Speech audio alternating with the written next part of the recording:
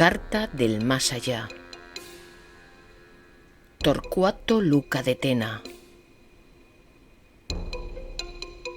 Capítulo 15.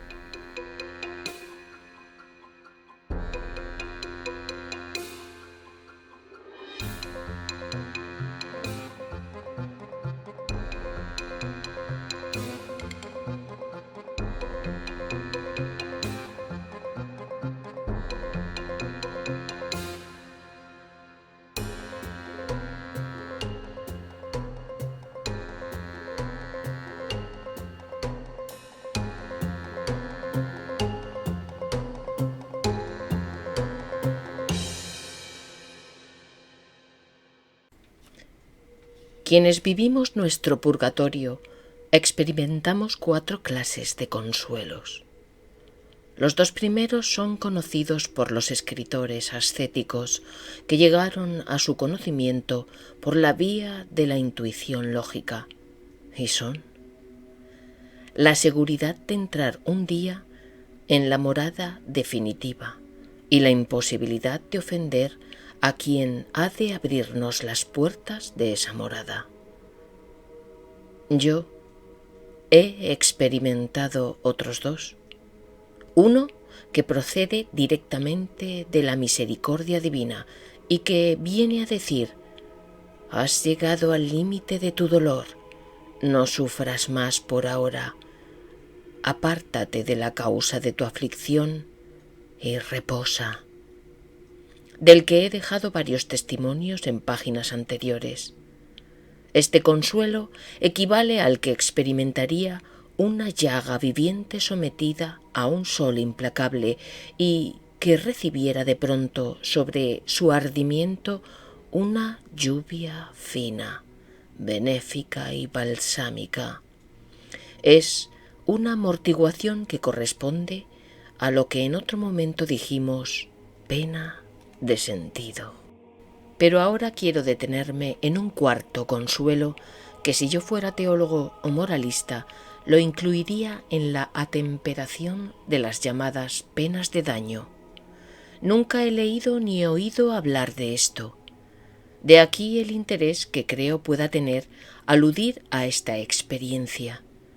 Me refiero a la confortación espiritual que para un alma en estado de purificación significa el conocimiento de las almas que aún viven en la tierra y que son mejores de lo que uno fue. Este consuelo es tanto mayor cuanto más grande sea la perfección del espíritu que se contempla. Y el mundo está lleno de almas heroicas que buscan, procuran y se acercan a la perfección. El hombre inmerso en el mundo es como un rumiante que pace. Su cabeza inclinada hacia abajo le impide contemplar las estrellas.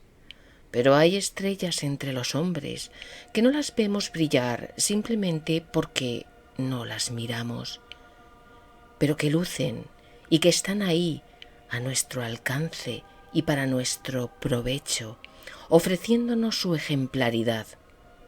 He viajado libremente de extremo a extremo de la tierra y he visto centenares de miles de almas con los ojos puestos en el más allá, de todas las razas, de todas las religiones. La tierra toda es como un inmenso incensario del que proceden emanaciones que son súplicas, imprecaciones, oraciones al invisible. El número de ateos absolutos es una cifra puesta detrás de la coma que marca los decimales, y aún así puedo asegurar que son ateos absolutos todos aquellos que afirman que lo son. Incluso en los que no creen hay un atisbo de esperanza o un deseo de poseerla. Los contumaces de la negación son pocos. Mas esto es una divagación, una cita para confirmar la regla de las excepcionalidades. La tierra es creyente, los hombres que la habitan son creyentes, y este es el cuarto consuelo del que os quería hablar. A veces me he refugiado en monasterios de hombres o de mujeres, he observado en ellos motas, cuando no simas de imperfección, pero junto a ellos almas que llamaría perfectas si no hubiese yo tenido contacto con la absoluta perfección. Albricias, me decía, existen almas buenas, existen. En mi estado purgativo he visto seres cuyo único anhelo era la comunicación desde la tierra con el que todo lo purifica, que renunciaron en vida a todo cuanto pudiera oponerse a esa purificación y que iniciaron por su libre albedrío el camino en el que yazgo, yo por expiación, ellos por amor. Subirán directos, sin itinerarios, a ser recibidos por las manos que los esperan. Junto a ellos he recibido a los mejores lenitivos a mi dolor. He aprendido la falsedad que los humanos tenemos de nuestro propio entorno y he bendecido a Dios por el privilegio de darme a conocer que ellos son mejores de lo que yo fui. No todos mis hallazgos fueron del mismo cariz. Paso a relatar un encuentro que dejó profunda huella en mi conciencia, entendiendo esta palabra en su sentido de pleno conocimiento. Mi alma deambulaba por los espacios cuando topó con un temible y formidable personaje espiritual, el más inquietante, el más interesante, el más importante de los seres creados, el demonio. Cuando nos cruzamos en el espacio, quedé paralizado al contemplarle. Él también se detuvo para dejarse contemplar. Era hermoso y grandioso, como el negativo de una gran obra de arte en que los colores estuviesen cambiados. Mas estaba infinitamente, definitivamente triste. Entendí que el demonio era la tristeza. Intenté comprenderle, porque me sentí maravillado de su grandeza y de su pesadumbre. Era el ídolo caído, el primogénito desterrado. Pretendí dialogar con él y no obtuve respuesta. Entendí que el demonio era la negación. Me abstraje en la visión de su espíritu. Ambos éramos almas en pena, dicho en este sentido, que los dos penábamos, pero la mía era una pena temporal y yo llevaba encendida la antorcha de la esperanza. Él solo mantenía encendida su fe. Al penetrar en esta verdad me fue revelada la hondura tremenda de su desgracia o, para mejor expresarme, de su desgracia. La suya consistía en la disociación de las tres virtudes teologales. Había perdido la caridad y la esperanza, mientras que conservaba íntegra la fe. De no tenerla, su infelicidad no sería tanta. Si el demonio pudiera reducirse a ser simplemente el espíritu del mal, ello le serviría de gozo. Mas él conocía la existencia del bien absoluto, y ese bien era su mal. Entendí que el demonio era la contradicción. Al contemplar su grandeza caída y su enorme poder de seducción y majestad, me acució una duda. Él me había observado con envidia. ¿Sería este espíritu capaz de redención? ¿Sería lícito orar por su salvación? Al entender mi pregunta, se alejó, dejando tras de sí una estela de implacable soberbia. Él no la deseaba, la salvación. El encuentro con aquel ser extraordinario me conmovió profundamente. Entendí que el ángel caído limita su oficio de tentador a aquellos campos en los que su poder de seducción es más útil. Con sentido práctico desdeña por igual la extrema facilidad y la extrema dificultad.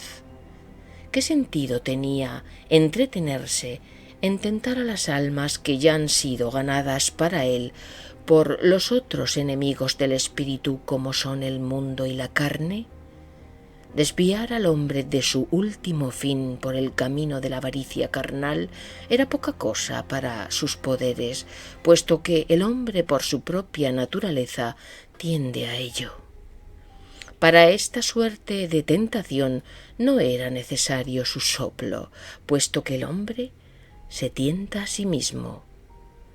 En este terreno le parecía una simpleza, un derroche de energía inútil emplear sus poderes. Descubrí que el demonio tenía un gran sentido de la economía de esfuerzos, porque en el campo opuesto, en las antípodas de la facilidad, estaban otros tipos de almas con las que apenas sí se atrevía. Estas eran las muy próximas a la perfección.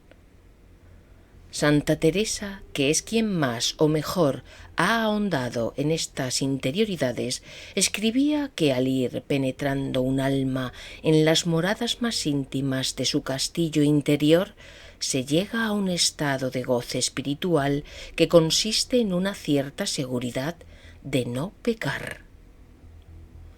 Y el espíritu de estas almas privilegiadas podría asemejarse al de las aves, que por volar muy alto están a mayor distancia de donde puede llegar un arma, y saben que, aunque disparasen, los plomos no las alcanzarían. Son palomas fuera del alcance de la escopeta, y el tentador no pierde mucho tiempo con ellas por considerar inútiles sus disparos. Desechadas por difíciles las almas cuasi perfectas, carente de interés por las ya ganadas por la carne o por el mundo, el demonio dedica las excelencias de su oficio a las almas intermedias, muy en especial a aquellas que buscan mejorar de estado, romper con las ataduras de su imperfección o desear afanosamente ascender a un plano espiritual superior del que proceden. Este es el terreno en el que mejor se mueve. Esta es la ciencia que mejor conoce. Insisto una vez más en la dificultad de expresarme. Hablo por perífrasis en lenguaje simulado y siempre por aproximación. Experimenté una gran sorpresa al llegar al conocimiento de lo que digo, la saeta que lanza el tentador contra esas almas intermedias en trance de superación va directamente contra la diligencia, la virtud opuesta a la pereza. Fue un gran descubrimiento entender esto. Me ayudó no poco el recuerdo de aquel pasaje de la Divina Comedia en el que Dante describe la visión de su amigo Belacqua en el purgatorio, al que pregunta: «Dime, ¿por qué estás ahí sentado?». Y Belacqua responde: «¿Para qué he de ir yo ahí arriba si el ángel que está a la puerta no ha de permitirme entrar?». Al margen del manuscrito de la Divina Comedia, que fue hallado en Monte Cassino, no hay una nota que dice: «Este Belacqua fue un excelente maestro del arpa y del laúd, pero muy negligente en sus asuntos, fueran espirituales o temporales». No hay más acusación contra él: su negligencia. Una de las características del ser humano es el esfuerzo, el tesón y la eficacia para alcanzar sus objetivos. El planeta en el que nos ha tocado vivir ha sido modificado por esta cualidad del hombre. Antes que Homo sapiens, el ser humano fue Homo faber. antes que inteligente, hemos sido hacedores. El hombre, desde sus orígenes, ha sido un infatigable, un estupendo trabajador. Qué poquedad significaría para el ángel caído entretenerse en empujar al hombre hacia aquello que está de acuerdo con sus tendencias naturales. El mérito del demonio consiste en combatirle en aquello que va contra sus tendencias, y aquí es donde se magnifica, inspirando la desidia, el desánimo, el abandono. ¿Para qué vas a hacer esto? ¿Para qué vas a esforzarte en? ¿De qué te sirve luchar contra tus propias tendencias? Duerme, reposa, no hagas nada. Me consideré reo de ignorancia culpable. ¿Cuántas veces la desidia no fue causa de mis omisiones? ¿Cuántas veces una suerte de extraño sopor mental se oponía a un propósito decidido de rectificar una situación anómala o una conducta contraria a mis principios? ¿Y quién me inspiraba esta laxitud sin que yo advirtiera su verdadero manantial? El primogénito desheredado, el ángel caído, impotente ya ante mí, no quiso ser testigo de esta meditación, y al irse todo quedó impregnado de contradicción, negación y tristeza.